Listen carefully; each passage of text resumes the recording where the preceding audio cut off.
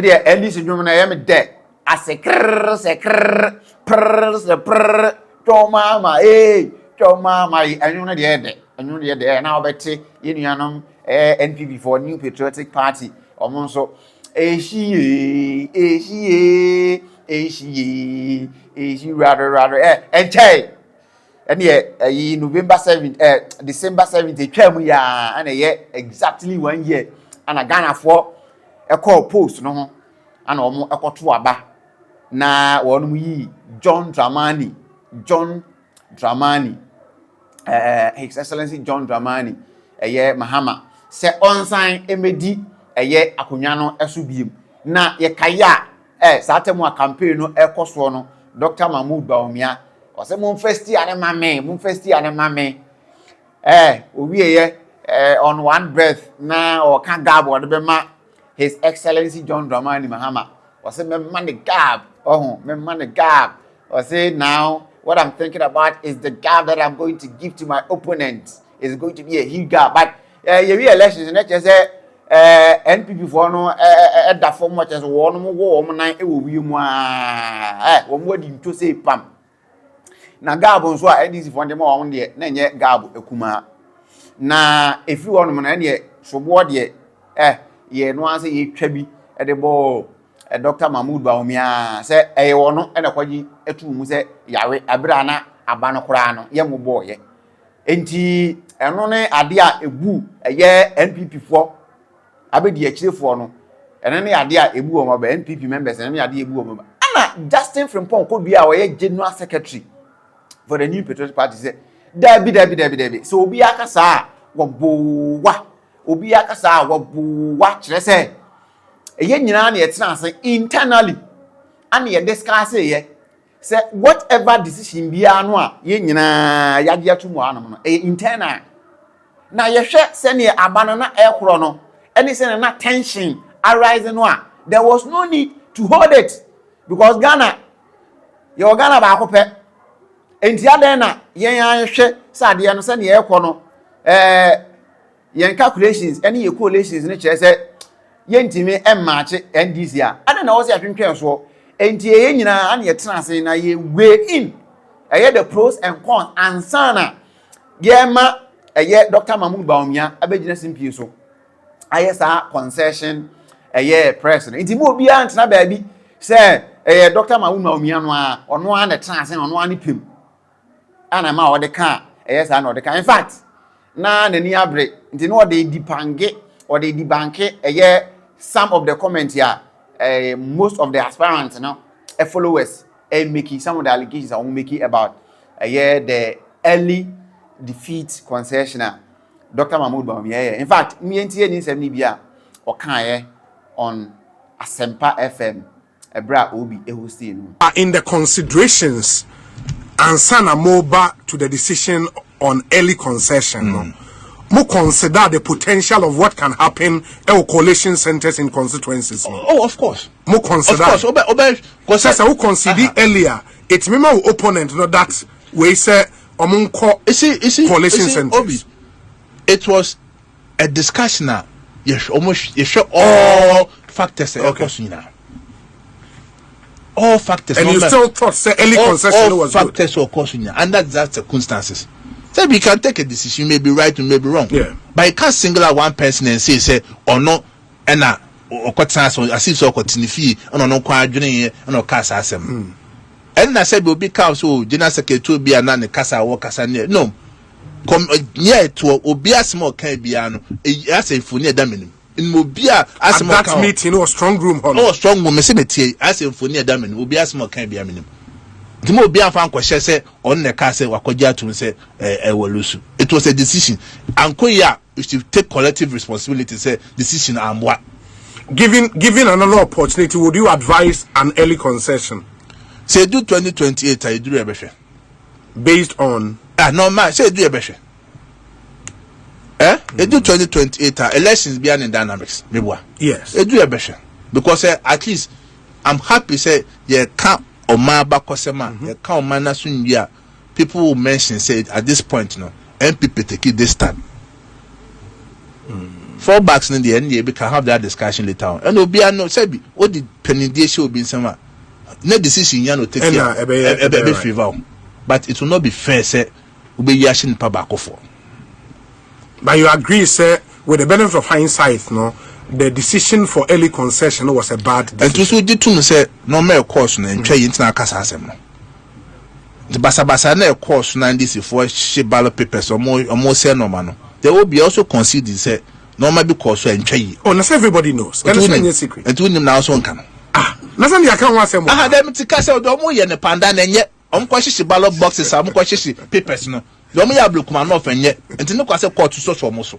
And there's some person come and now the question babako for. Obi pa. Well, no. And so and Obi Bisan say enti se koba say 2028 so ye to abani wi a na bibi sa esi aye sa na me ya no so e wo de enya nuri ye nya botre so ahu ye nya botre na dura ahu na ye behu ekwan ye befa so a ye be ye sa ye particular announcement ni enya nuri one de ye ntimi nkan ho asem because election bia ene ne ho ye dynamics na Dennis Miracle Aboagye ye nyina ye ni mu a oye eye 8 Dr. Mahmoud Bawumia enra one NPP for amayokuo no youth ni bi ehia na ne komodie mu no ana wo se emafo bebre no apa aba so hu se asese party no atia pansam so hu atia pansam je se ase enidaso ni ho de ma wo mu also murefi abakwasem murefi abakwasem monkohwe NDC and NDC a onom awi ni aba onom te aban mu no monkohwe onom history o se even 2012 a onom awi ni aba no eye sa abre no mpu na onom founder na konadu na konadu Admiral Rollins ete ne ho edekọ for me NDP enti se obi ate ne ho party nim se na ye nyina ye nim se Alan Kwadwo Tremanten ate ne ho a wa form united party a wo mo no so edi wo mu dwuma no a ede na kire se eno na jeza ama party na te apansam edi se obi awenye ne se eno no enti ama party no kire se ya hwe ase a ye ntimi san sori bi mu a we should think twice na mbom no sabre no e wo se nyina ke ahubom na yenya adwene baako se ne be ya NDC for no entimi mfa sa ye disintegration a currently happen no entity ye mu bebre enye sa de a ene party ye entimi nsan ensori nyina ya na mu so ene ye wo kan se bebre mu bi edie eye Dennis Miracle Aboagye ne nsem ni bia okan we make NDC look like they are angels. Do we remember Fonka days? Friends of Nana Kuredo Admiral Rollins, Fonka. And then the Mahama group. Do we remember what happened? To the extent that Emma, the founder's wife, got angry and she left the party. And this is problem those see you. Yeah, founder Ben Artin was a party. And Alan left in 2024, and all of a sudden we are pretending as if NPP at this happens. NDC, the founder. Kuledo Admiral Rollins was not only the founder's wife, she was integral in the foundation of the NDC. She left the party. She formed her own party. And yet NDC have one power. So why are we pretending? Say, you see, in every organization, you need like-minded people to win. And we need 1,000. That's a 10 because of the 2 but we are 10, not 10 in about which we win. So I am not a subscriber to a group where we say that if we have negative energy, no matter what the negative energy must say, it's not true. And it's also not true that when some of your members leave your party and form a party, you won't win elections. It's not true. The NDC, the year they won elections was the year they formed NDP out of it. The Zidane, Francis Esiam, and Co. We know all these things. It's the way I'm motivated for 2028. That's what I want all of us in this room to be motivated. Understanding that we are a human organization. We falter, we fail, we struggle, but we still have to rise up and fight. That is our job. We can't stay down forever. If they get the slightest of idea, say we are fighting, They will take advantage of our fights. And they will break us apart. But the party that was formed by our elders now, it survived the others, no? It cannot be said when they go to our 10, we allow that party to fail. That cannot happen. I have seen it with my eyes. And I beg all of you, don't let what somebody is saying about another person in the same group demotivate you. No. Na me there when the casa be brave now kind and titri pani jina se o se mo ikuno ehun ban ye ko primary see or say or no or when the candidate or support me chairman appear could be a candidate and support but no chere say ye didi ehun atem enti or you see where be say we shouldn't denigrate others in our quest to promote our candidate. Which I think is a very, very, very profound statement. I will say it clear. I have suffered so much because I have made it clear that I will never openly support any of them. Ya chimiwaha, the same declare the net, and now China. Me say, maybe the munina ya jumani, and that is our assignment. Nyame aduma efina omoye omo bebrebe atembidie bebrebe nya ebe yi no ni akoto sapo ni ato samana ni ato nkun ni ato powder ni adware fine ni asena tade ni abon powder asram na ye na kudwaman so enti ose sesi ano de wo se ye ne se e wo se ye kan ho bom na ni esie bia no ye ma ne twam na fe ne anto ye e wo se nyina ka bom ne atoto ne maye because now the focus is 2028 elections ya edi enim wo se eno de e be ye gikim na owie ya no anso hwa ana Justin Frimpong kodua woni ne nkomodie mu a obi ebusa no se so ohwe especially the Pandai seat and your Ghana generating heat, a generating debate. Just will be a can was in Bia. So, where CCA and some more echo, and in your Banwa, and put NDC for NDC for every elections. Would you say a dear Ben Bessie or Parliament giving CCA or more, not just majority, but or more overwhelming majority? And I say absolute majority.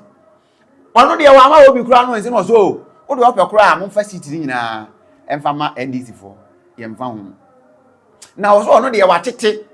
Namile do Kamwasam, Sir, His Excellency John Dramani Mahama, or Petete Mako. Na Anglophobia is an echi, and one you, say Cotetem. But let's set the record straight.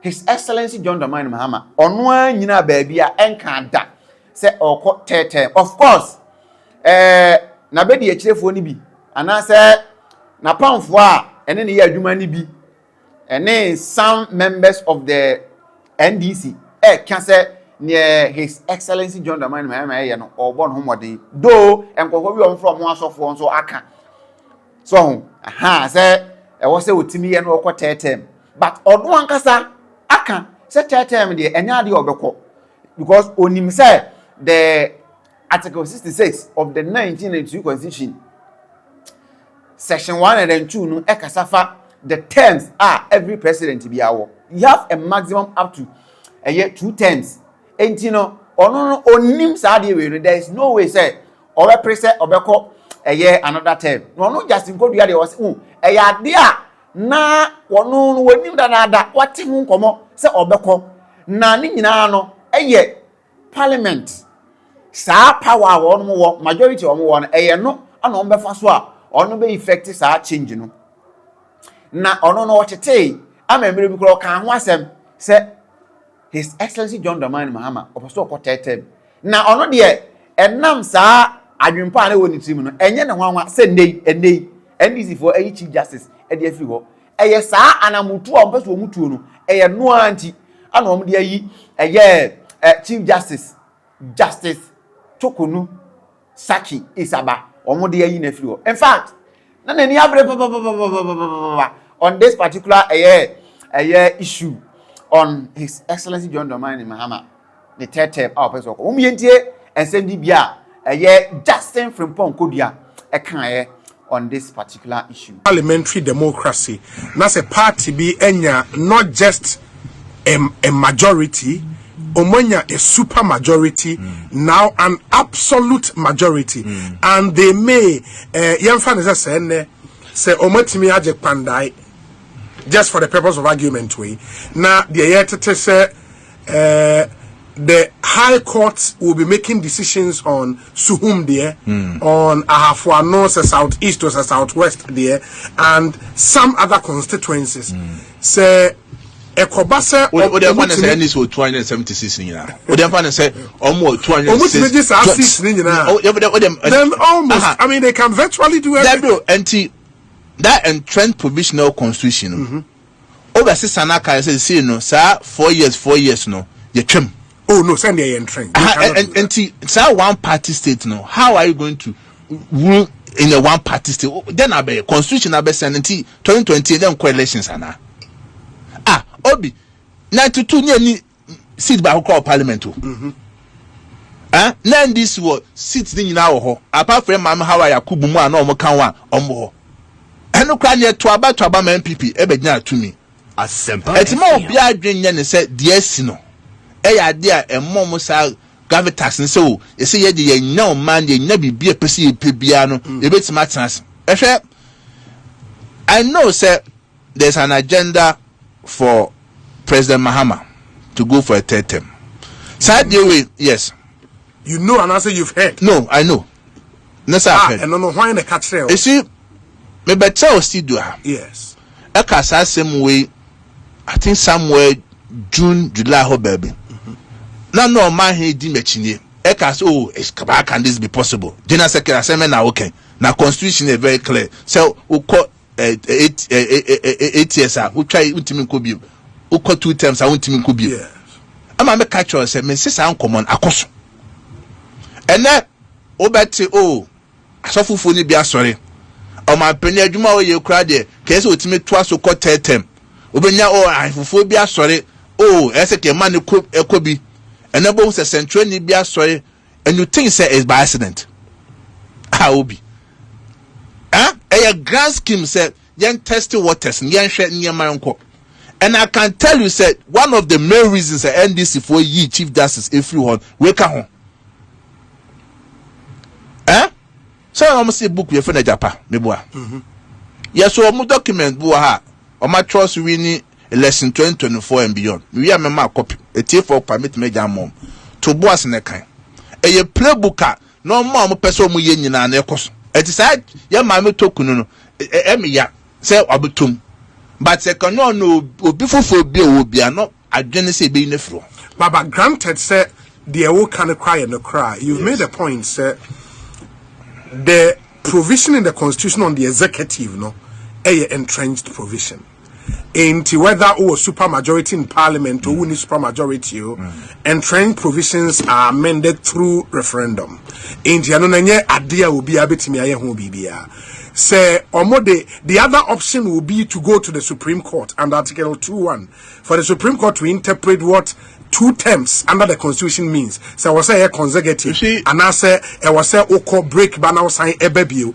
Say omo follow our path now. What have they done wrong? That will be using the same constitutional procedure. And remember, be who the Quintia, ye mamma took on free. How so? Supreme Court, yes, the judges will do a becount. Monsieur Tukuma will be make catch and no patronage to tour.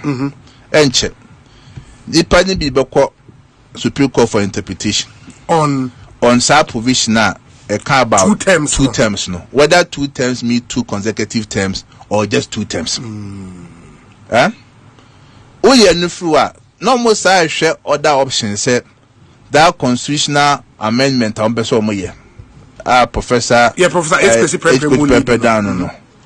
Some no money meaning now more options I share. No money break parliament, pay majority, per se, in Yasa no money about honey and trend. It's very difficult. Because when you have to test majority of parliament, because there should be a referendum on it. Sure. So the easy way out is just for interpretation. Because interpretation will be in the Supreme Court interpreted. He said, Abemra. And we know it. But you see, another issue. Ghana for Ozana. Our free said, was for 4 volume to from. Share NDC. You should be careful. And Kaka said, oh, you're a young person now when this is semi. They be a young person in your age. You could yet dear. Said Nakopon my young quan, a better assassin watching. And I'm more be a penny for be too. Remember, Timmy, your then cassette me party no wabem. The train people for where power lies. Ye church people for consider you from genuinely or more really sad seat no. You be said the patapasem, you be you see the you know. You be you parliament, you be electoral commission say one you see a be pamo fro amasa no more in yakono.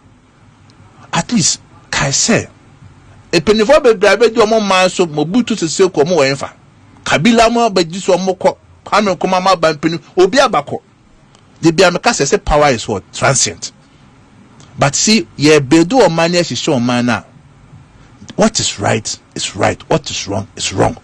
Mama with me nyaw de enka say ebia no me ekoso no o ye say edi 4 years, edi 8 years, edi 10 years, edi 19 years, whatever years are one day the politics or the power will shift. More intel be say after pan. Na owie no ana former member of parliament for Ablekuma Central Emra me kan ho asen ye frɛ no Ebenezer Nina Latte on UTV an was hwɛ ensem wa yekoso Ghana ha no a ensentwerefo makama no atuma obia enka ho hwe no ye hwɛ ye na ono de osi onsu ye brebre so ho osi onsu ye brebre na emom no obompa ye se ye bekan hyen no akwa akuduru onka se puduo hye na puduo hye a se puduo hye a oso ono de se table no tene sade ne dane so ho power is transient ni opa che nyan say power is transient to me enka oda o se sade ne dane a mo amaka mo anu atum civil society organizations journalists any mo amoka bi wo mo nyina amaka mo anu atum a mo nka biye no ene ma ekoso ene ye wode pandai asem no kwa ye mfato ho se obi aka na anu atum obi anka hwe ensem wo ekoso Ghana ha obi aka na anu atum no se table ne tene a wo se mu bi se mu bie ma no a mo a be fra akokɔ sa lolu ebeyam sesini na mu bi ye super glue ebe tare ma no se na ebe ya mo nkasa on UTV mu bi entie ni nsem ni bia Ebenezer Nina ekan the National House of Chiefs, the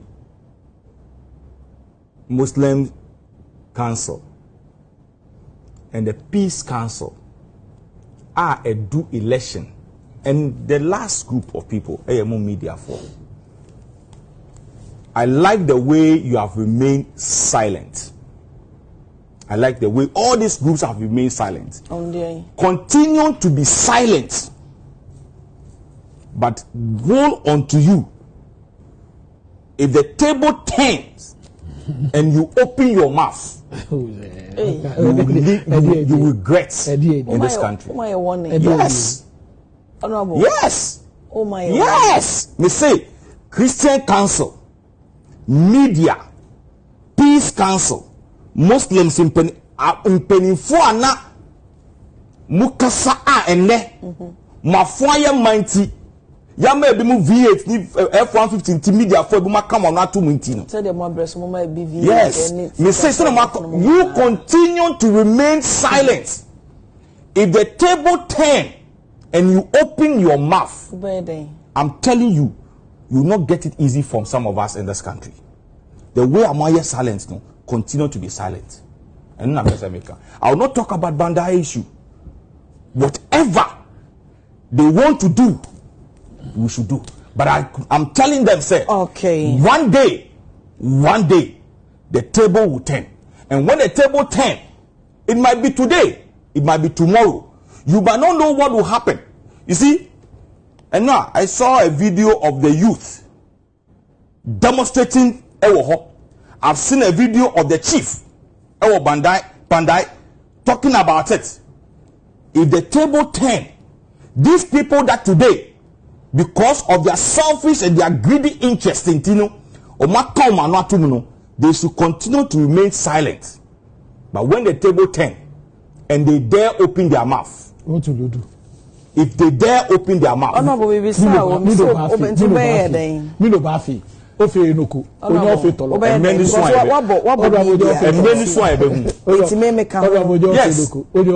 send what come on to no. Same table is the son of Biwa. You have to super guru amount. You see, you are pushing me to talk about the issue. Yeah. But me, I don't want to talk about it because it look as if say nobody is seeing what is happening in this country. But you want somebody to say something for you people. What is happening? Hey, look, one election. You want somebody to say something for election you. Over almost 4,000 difference. And yeah, na ni abre se krodom na ni aso se gon se ensemfo a ADC fo edi no kromu a wono mo de ye NPP fo pa enkanka in parliament ne de wono mo nka hwe na emom ono de onka se asemunsi na emom asemusi a na table ne tene a na sade ne dane a ana Ghana fo ye nyina ye bisua ade wa obekasa bi no ye beka wano atum aha Island TV Plus and your first time one you say woni agi video no obe like no subscribe no share na for so enya video ni bi ahwe e de amaye